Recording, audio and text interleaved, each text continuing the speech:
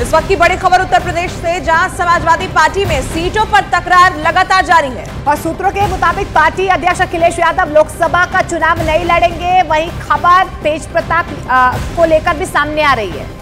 यहाँ तेज प्रताप लोकसभा का चुनाव लड़ सकते हैं। उन्हें कन्नौज से समाजवादी पार्टी का उम्मीदवार बनाया जा सकता है, क्योंकि समाजवादी पार्टी में अभी तक सीटों पर तकरार जारी है। लेकिन सूत्र ये बता रहे हैं कि अखिलेश यादव लोकसभा का चुनाव नहीं लड़ेंगे। तेज प्रताप लोकसभा का चुनाव लड़ सकते हैं। कन्नौज सीट से वो समाजवादी पार्टी के उम्मीदवार हो सकते हैं। ये बड़ी जानकारी सूत्रों के हवाले से मिल रही है।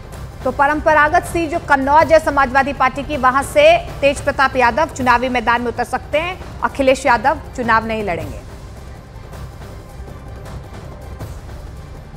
हमारे साथ इस वक्त मौजूद हैं फखरुल हसन चांद, प्रवक्ता समाजवादी पार्टी। अखिलेश यादव चुनाव लड़ रहे हैं कि नहीं, क्योंकि अटकलें बहुत तेज है कि कन्नौज से वो नहीं लड़ रहे हैं। देखिए, समाजवादी पार्टी में बहुत से जो लीडर हैं वो चाहते हैं कि आदरणीय अखिलेश यादव जी चुनाव लड़े। बहुत से लोग चाहते थे कि कन्नौज से लड़े, आजमगढ़ से लड़े। माननीय आजम साहब ने कहा कि रामपुर से चुनाव लड़े। लेकिन समाजवादी पार्टी में बहुत से वरिष्ठ नेता ऐसे भी हैं, बहुत से कार्यकर्ता ऐसे भी हैं जो ये चाहते हैं कि आदरणीय अखिलेश यादव जी वो चुनाव ना लड़े। वो कहीं से भी ना चुनाव लड़के समाजवादी पार्टी इंडिया गठबंधन के जो प्रत्याशी हैं उनके समर्थन में रैलियां करे, जिससे ज़्यादा से ज़्यादा सीटें उत्तर प्रदेश में जीती जा सके।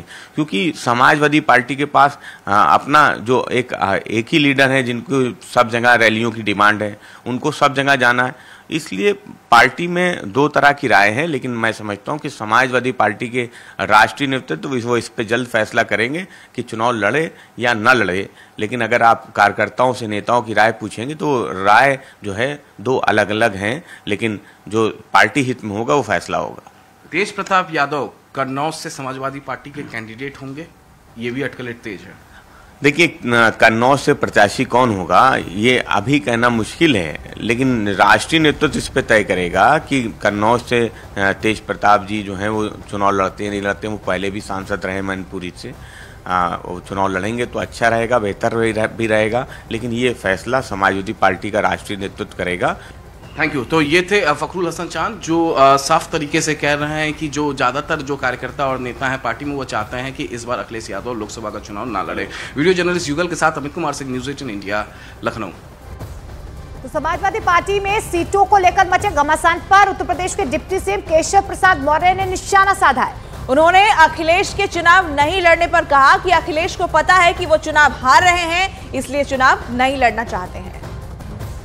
सर, ये हो क्या रहा है समाजवादी पार्टी में? लगातार टिकट दिया जा रहा है, टिकट वापसी किया जा रहा है, नया कैंडिडेट। समाजवादी पार्टी समाप्तवादी पार्टी बनेगी, यह मैं पहले कह रहा था और वो बनती हुई दिखाई दे रही। उसे आप भी देख रहे हैं, मैं भी देख रहा हूँ, प्रदेश भी देख रहा है, देश भी देख रहा है। सपा मतलब समाप्तवादी पार्टी, सपा मतलब परिवारवादी पार्टी, सपा मतलब गुंडों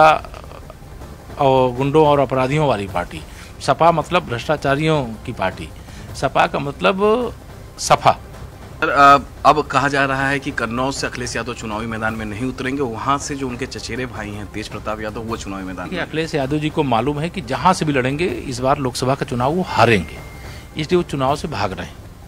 जो स्थिति कांग्रेस की रायबरेली और अमेठी को लेकर के है, वही स्थिति श्री अखिलेश यादव जी की इस समय उत्तर प्रदेश में बन गई है कि वो किसी सीट से चुनाव नहीं जीत सकते हैं। इसका अंदाजा उन्हें है, इसलिए बाकी कोई लड़े, हारे या जीते उससे मतलब नहीं है, लेकिन वह नहीं जीत सकते इसलिए चुनाव नहीं लड़ना चाहते। Thank you sir. तो ये थे deputy CM Keshav Prasad Maurya ji. Video journalist युगल के साथ अमित कुमार सिंह, न्यूज़ 18 इंडिया, लखनऊ। बड़ी खबर आपको दे दें, यूपी की 8 लोकसभा सीटों के लिए निर्वाचन की अधिसूचना जारी कर दी गई है। देखिए, दूसरे चरण के लिए नामांकन की प्रक्रिया आज से शुरू हो चुकी है। दूसरे चरण में अमरोहा, मेरठ, बागपत, गाजियाबाद, गौतम बुद्ध नगर और बुलंदशहर, अलीगढ़ और मथुरा में चुनाव होगा। और दूसरे चरण की 8 सीटों के लिए पर्चा भरने की जो आखिरी तारीख है वो 4 अप्रैल की है। तो 4 अप्रैल तक दूसरे चरण के लिए जो नामांकन है वो होंगे। इसमें मेरठ, बागपत, अमरोहा में चुनाव होना है यूपी में। इसके अलावा गाजियाबाद, नोएडा और अलीगढ़ में भी चुनाव होंगे। दूसरे चरण के नॉमिनेशन के लिए हमारी पार्टी भारतीय जनता पार्टी पूरी तरह से तैयार है और हमारे सभी प्रत्याशी अपने नामांकन की प्रक्रिया को पार्टी कार्यकर्ताओं के साथ मिल बैठ करके पूरा कर रहे हैं और प्रथम चरण के नॉमिनेशन के बाद हम कह सकते हैं कि भारतीय जनता पार्टी की उत्तर प्रदेश में लहर चल रही है। माननीय मोदी जी की गरीब कल्याण योजनाओं ने जन जन में पैठ बना ली है और उत्तर प्रदेश को आम जनता का मानना है कि 80 की 80 सीटें भारतीय जनता पार्टी जीतेगी। भारतीय जनता पार्टी मुरादाबाद भी जीतेगी, रामपुर भी। तो दूसरे चरण में उत्तर प्रदेश की 8 सीटों पर नामांकन आज से शुरू हो गया है और दूसरे चरण में जो 8 सीटें हैं वो है अमरोहा, मेरठ और बागपत। इसके अलावा कुछ और सीटें भी हैं जिनके लिए नॉमिनेशन जो है आज से शुरू हो गए हैं। जी हां, गाजियाबाद, गौतम बुद्ध नगर, बुलंदशहर, अलीगढ़ और मथुरा की सीट पर नामांकन होगा। 4 अप्रैल तक ये नामांकन किए जा सकते हैं। लोकसभा चुनाव के दूसरे चरण में उत्तर प्रदेश में कहां-कहां चुनाव होने हैं वो इस वक्त आप देख रहे हैं अपनी टेलीविजन स्क्रीन पर।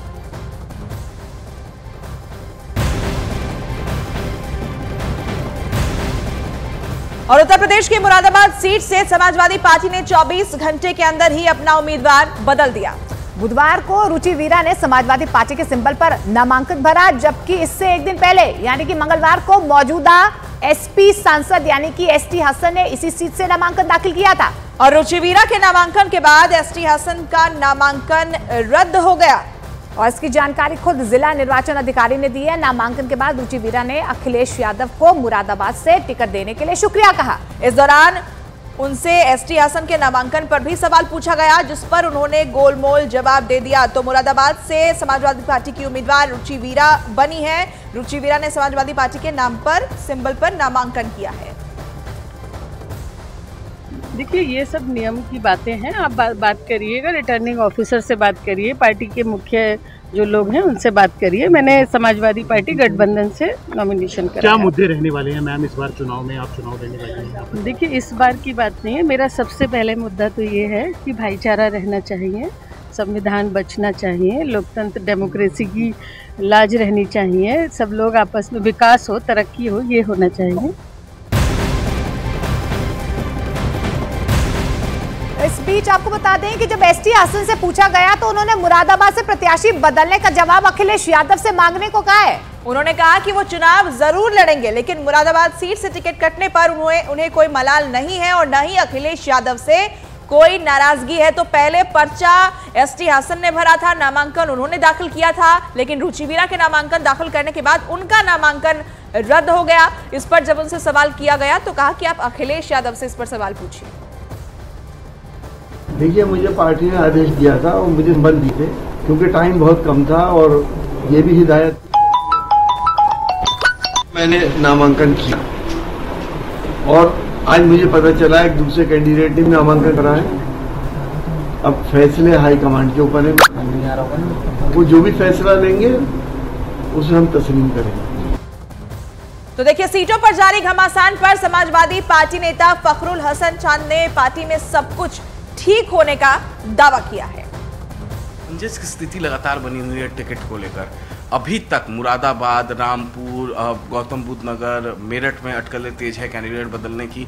6 जगहों पर अभी तक बदला जा चुका है कैंडिडेट समाजवादी पार्टी का अनाउंसमेंट के बाद। तो कार्यकर्ताओं के बीच एक असमंजस की स्थिति बनी हुई है। देखिए, कोई असमंजस की स्थिति नहीं है। ये समाजवादी पार्टी है जहाँ पे लोग कह रहे हैं कि मुझे चुनाव लड़ना है, मुझे टिकट दे दिया जाए। पार्टी में ही लोग जो टिकट मांग रहे थे सब इस पे दबाव डालते हैं, जोर डालते हैं, जब क्योंकि पार्टी में लोकतंत्र है, लोग चाहते हैं कि वो चुनाव लड़े, टिकट मिले। ये भाजपा नहीं है कि आपने टिकट दे दिया वापस कर दिया, टिकट दे दिया संन्यास ले लिया, टिकट दे दिया इस्तीफा लिख दिया, पत्र लिख दिए।